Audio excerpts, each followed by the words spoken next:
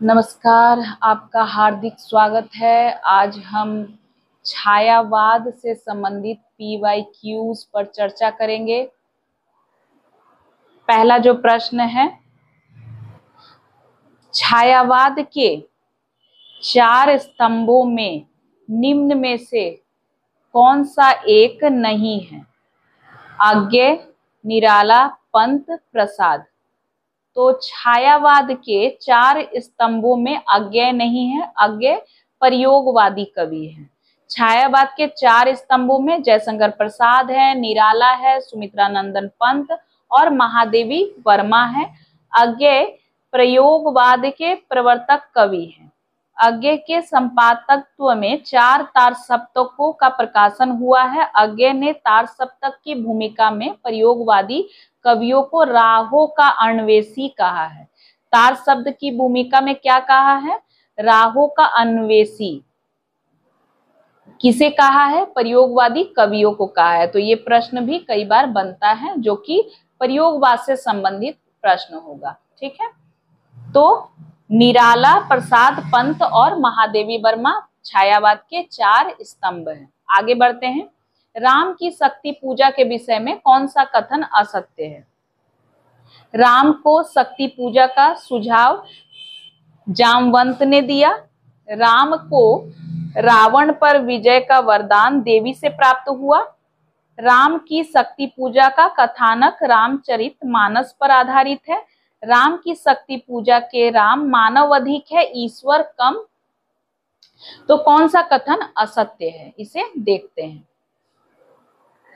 राम की शक्ति पूजा 1936 ईस्वी का कथानक बंगला ग्रंथ कृतिवास रामायण पर आधारित है, न कि रामचरित मानस पर आधारित है। राम की शक्ति पूजा निराला कृत एक महाकाव्य है। ठीक है, तो इसका उत्तर है सी, रामचरितमानस पर आधारित नहीं है, ये कृतिवास रामायण पर आधारित है। और राम की शक्ति पूजा का प्रकाशन वर्ष क्या है? 1936। आगे बढ़ते हैं। कामायनी की यह कथा केवल एक फैंटेसी है। कामायनी के संदर्भ में यह कथन किसका है? द्वारिका प्रसाद सक्सेना, गजानन माधव मुक्तिबोध, राम स्वरूप चतुर्वेदी, डॉक्टर नगेंद्र। उत्तर होगा गजानन माधव मुक्तिबोध। सदैव आप याद रखें, जब भी फैंटेसी की बात आए तो आप आंख मूंद कर गजानन माधव मुक्तिबोध का नाम ले सकते हैं। जहां पर भी फैंटेसी शब्द आए किसी भी वाक्य में, किसी भी कथन में, आप समझ जाएं कि ये गजानन माधव मुक्तिबोध से ही संबंधित प्रश्न या पंक्ति होगी। कामायनी की यह कथा केवल एक फैंटेसी है। कामायनी के संदर्भ में यह कथन गजानन माधव मुक्तिबोध का है। कामायनी हिंदी भाषा का एक महाकाव्य। अब कामायनी के विषय में कुछ महत्वपूर्ण तथ्य हैं, इसे आप समझ लीजिए जो परीक्षा की दृष्टि से महत्वपूर्ण है। क्या है? कामायनी हिंदी भाषा का एक महाकाव्य है जिसके रचयिता जयशंकर प्रसाद है। यह आधुनिक छायावादी युग का सर्वोत्तम प्रतिनिधि हिंदी महाकाव्य है। प्रसाद जी की यह अंतिम काव्य रचना है जो 1935 ईस्वी में प्रकाशित हुई थी। ठीक है, इसमें 15 सर्ग हैं। कामायनी का प्रथम सर्ग चिंता और अंतिम सर्ग आनंद है। ठीक है, इसमें 15 सर्ग है। प्रथम सर्ग क्या है? चिंता है। और अंतिम सर्ग क्या है? आनंद है। जयशंकर प्रसाद की प्रमुख कृतियां क्या क्या है, इसे भी देख लीजिए। उर्वशी 1909, वन मिलन 1909, प्रेम राज्य 1909, अयोध्या का उद्धार 1910, चित्रधार 1918, झरना 1918, आंसू 1925, लहर 1933, कामायनी 1935 ईस्वी। ठीक है, ये महत्वपूर्ण काव्य कृतियां हैं, इन्हें आप ध्यान रखें। डॉक्टर नगेंद्र कामायनी को मानव चेतना के विकास का महाकाव्य कहा है। मानव चेतना के विकास का महाकाव्य कहा है। किसने कहा है? डॉक्टर नगेंद्र ने कहा है। डॉक्टर शांति प्रिय द्विवेदी ने कामायनी को छायावाद का उपनिषद कहा है। किसने छायावाद का उपनिषद कहा है? शांति प्रिय द्विवेदी ने। राम स्वरूप चतुर्वेदी ने इसे एक कॉम्पोजिशन कहा है, एक कॉम्पोजिशन। ठीक है। डॉक्टर नगेंद्र के अनुसार कामायनी समग्रता में समासोक्ति का विधान लक्षित करती है। ठीक है, आगे बढ़ते हैं। पंक्ति देखिए क्या है। हृदय की अनुकृति बाह्य उदार, एक लंबी काया उन्मुक्त, मधु पवन क्रीडित ज्यों शिशु साल सुशोभित हो सौरभ संयुक्त के संदर्भ में असंगत है। क्या असंगत है? हृदय की उदात्तता का वर्णन, देह यष्टि का वर्णन, मादकता का वर्णन, मनु का सौंदर्य वर्णन। क्या असंगत है? मनु का सौंदर्य वर्णन असंगत है। प्रस्तुत काव्य पंक्तियां जयशंकर प्रसाद द्वारा रचित कामायनी से उद्धृत है। इस काव्य पंक्ति में श्रद्धा के सौंदर्य का वर्णन है। ठीक है, ये जो पंक्तियां हैं ये श्रद्धा के सौंदर्य के वर्णन से संबंधित है। प्रस्तुत पंक्ति से कवि का आशय क्या है कि श्रद्धा जो है आंतरिक रूप से जितनी उदार भाव कोमल हृदय की थी, उसका बाह्य रूप भी वैसा ही था। मनु ने श्रद्धा को देखा तो उन्हें लगा कि वो फूलों से लदी हुई सौंदर्यमयी लता के समान है। उसने अनुभव किया कि जैसे चंद्रमा की शीतल चांदनी से लिपटा हुआ बादल का कोई टुकड़ा उनके समान खड़ा है। जयशंकर प्रसाद की प्रथम कविता सावन पंचक 1906 ईस्वी में भारतेंदु पत्रिका में कलाधर उपनाम से प्रकाशित हुई थी। कलाधर उपनाम से। जयशंकर प्रसाद की जो पहली कविता थी वो सावन पंचक थी, जो 1906 ईस्वी में प्रकाशित हुई थी। किस पत्रिका में प्रकाशित हुई थी? भारतेंदु पत्रिका में। नाम क्या था? उपनाम कलाधर। जयशंकर प्रसाद की प्रथम छायावादी कविता क्या है? प्रथम प्रभात। छायावादी कविता कौन सी थी? पहली उनकी प्रथम प्रभात 1918 ईस्वी में प्रकाशित हुई, जो झरना में संकलित है। ये सारे महत्वपूर्ण तथ्य आपको और कहीं नहीं मिलेंगे, इन्हें ध्यान से आप समझ ले। परीक्षा की दृष्टि से बहुत ही महत्वपूर्ण है। न केवल आपकी पढ़ाई जो की हुई है उसमें वृद्धि होगी, बल्कि आपके आत्मविश्वास में भी वृद्धि होगी। खड़ी बोली में जयशंकर प्रसाद का प्रथम काव्य संग्रह कानन कुसुम है। प्रसाद द्वारा रचित झरना को छायावाद की प्रथम रचना स्वीकार किया गया है। झरना को पहली रचना माना जाता है छायावाद की। ठीक है, इसमें इसको छायावाद की प्रथम प्रयोगशाला भी कहा जाता है। झरना को छायावाद की प्रथम प्रयोगशाला भी कहा जाता है। कामायनी में 15 सर्ग है। इसमें प्रधान रस जो है शांत है, निर्वेद, तथा इसमें मुख्य छंद तांटक है। ठीक है, तांटक। आगे बढ़ते हैं।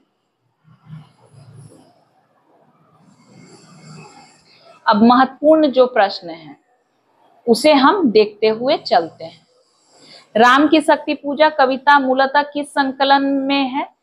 गीतिका, परिमल, आराधना, अनामिका। राम की शक्ति पूजा जो 1936 में प्रकाशित है, मूलतः अनामिका जो 1938 में प्रकाशित हुई थी, द्वितीय संस्करण में संकलित है। ठीक है, निराला का प्रथम काव्य संग्रह अनामिका है, जो 1923 में प्रथम संस्करण निकला था इसका। ठीक है, और अंतिम काव्य संग्रह सांध्य का कली है। ठीक है, सांध्य का कली। निराला की प्रथम कविता जूही की कली 1916 ईस्वी में प्रकाशित है, तथा अंतिम कविता पत्रोत्कंठित जीवन का विष बुझा हुआ है। ठीक है, निराला कृत अनामिका 1938 में संकलित महत्वपूर्ण कविताएं निम्नलिखित है। सरोज स्मृति 1935 में, सम्राट एडवर्ड के प्रति प्रेयसी, राम की शक्ति पूजा 1936 ईस्वी, रेखा तोड़ती पत्थर सच है 1935 ईस्वी, निराला के भक्ति भाव में पूर्ण गीत अणिमा में संकलित है। परिमल 1930 में संकलित कविताएं निम्नलिखित है। अधिवास, जूही की कली 1916 ईस्वी, बादल राग, संध्या सुंदरी, विधवा, भिक्षुक, पंचवटी प्रसंग, निराला कृत, तुलसीदास 1938 ईस्वी। 101 छंदों में रचित एक खंड काव्य है। ठीक है, आगे बढ़ते हैं।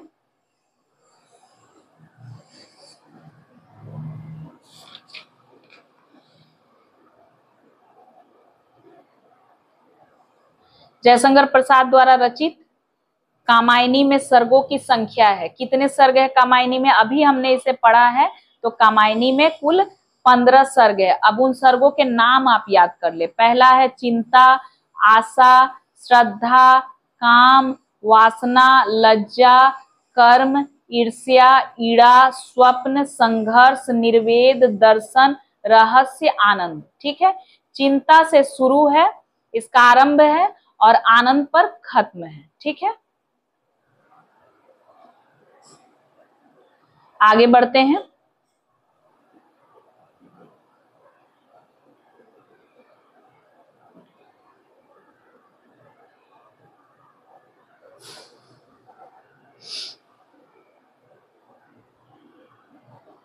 जो महत्वपूर्ण प्रश्न है, अब मैं उन पर ध्यान दे रही हूँ। प्रश्न तो बहुत सारे हैं, लेकिन आपकी परीक्षा के अनुसार जो प्रश्न आ सकते हैं, मैं उन्हें ही सिर्फ बता रही हूँ।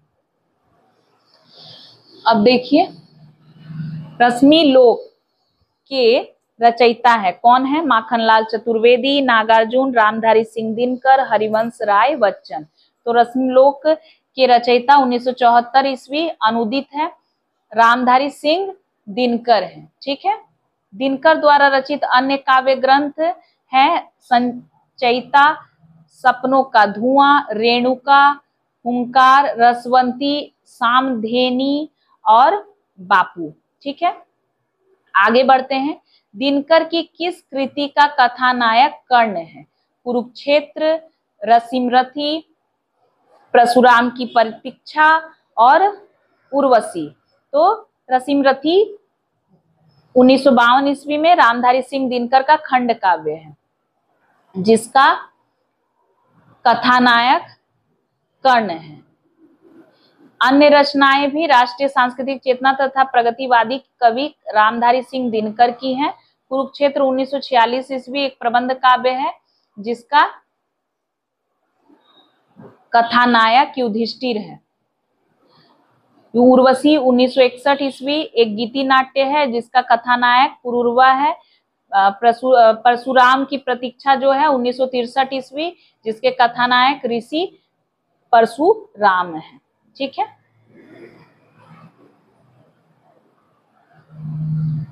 अगला प्रश्न देखते हैं। कौन सी रचना रामधारी सिंह दिनकर की नहीं है? आध्यात्म चिंतन, रेणुका, दिल्ली, नीम के पत्ते।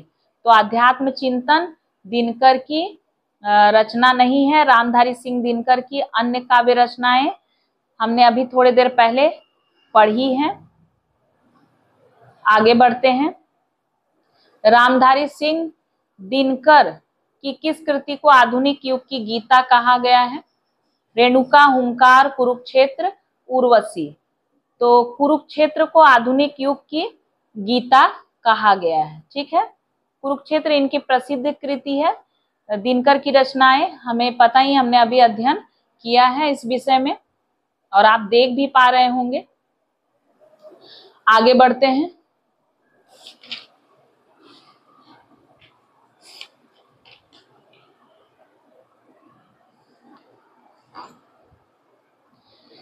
निम्नलिखित में से दिनकर की काव्य रचना नहीं है? हुंकार, कुरुक्षेत्र, उर्वशी और त्रिधारा। अभी तक के अध्ययन से हमें पता चल ही गया होगा कि त्रिधारा जो है सुभद्रा कुमारी चौहान की रचना है। ठीक है, रामधारी सिंह दिनकर की नहीं है। अब आगे ये प्रश्न महत्वपूर्ण है। अधैर्य, अधैर्य का कवि किसे कहा जाता है? अक्सर परीक्षाओं में ये प्रश्न पूछ लिया जाता है। दिनकर, त्रिलोचन, अज्ञेय, गिरजा कुमार माथुर।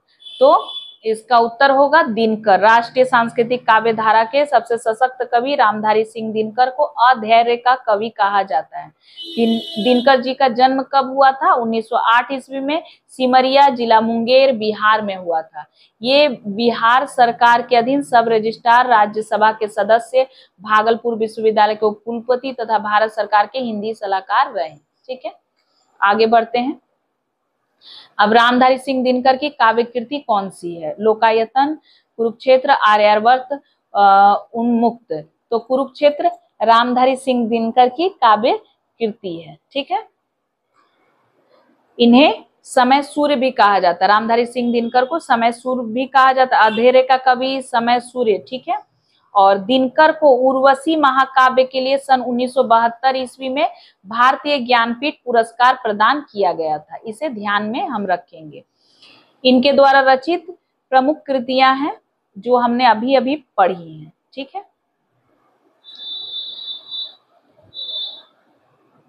आगे बढ़ते हैं।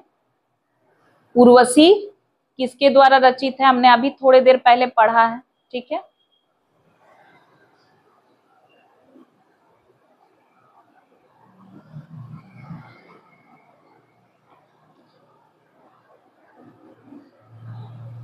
आगे देखते हैं प्रश्न को। दिनकर की काव्य कृति रसीम रथी में रसीम रति कौन है? कृष्ण, पुरुरवा, कर्ण, परशुराम और अर्जुन। तो रसीम रथी में कर्ण है, ठीक है। रश्मि रथी में कौन है? कर्ण है, ठीक है। ये दिनकर का खंड काव्य है। दिनकर के काव्य में राष्ट्रीय सांस्कृतिक चेतना और प्रगतिवादी चेतना दोनों विद्यमान है। दिनकर को समय सूर्य तथा अंधेरे का कवि कहा जाता है और इनकी अन्य कृतियां हमने अभी अभी पढ़ी है। तो रश्मि रथी जो है हमने देखा कि रश्मि रथी कर्ण को कहा गया है।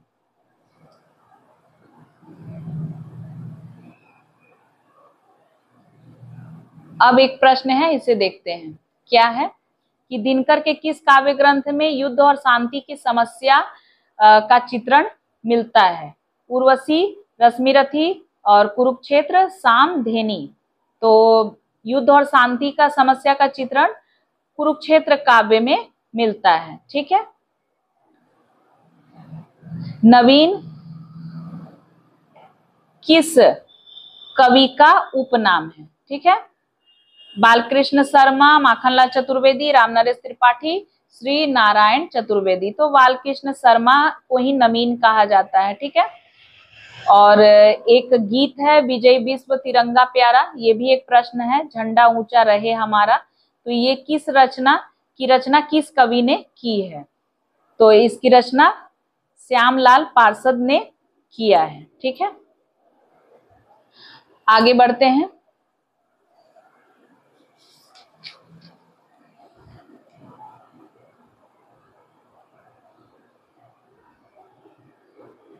अगले महत्वपूर्ण प्रश्न को देखते हैं कि दिनकर की प्रसिद्ध काव्य कृति रश्मि रथी की कथा वस्तु कहाँ से ली गई है? पूर्णतया कल्पित है, भागवत पुराण है, रामायण, महाभारत। तो रश्मि रथी की कथा वस्तु जो है महाभारत से ली गई है, ठीक है। ध्यान में रखेंगे, रश्मि रथी जिसका अर्थ होता है सूर्य किरण रथ का सवार, ठीक है।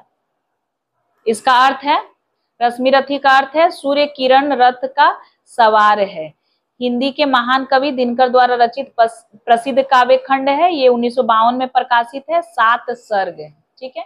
ध्यान में रखेंगे इसे, इसमें 7 सर्ग हैं। एक पंक्ति हम देखते हैं जो महत्वपूर्ण है परीक्षा की दृष्टि से कि कवि कुछ ऐसी तान सुनाओ जिससे उथल पुथल मच जाए। यह पंक्ति किस कवि की है? तो ये जो पंक्ति है ये बालकृष्ण शर्मा नवीन की है, ठीक है।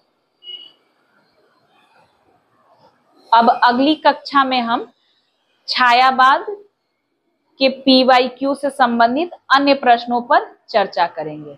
तब तक के लिए धन्यवाद।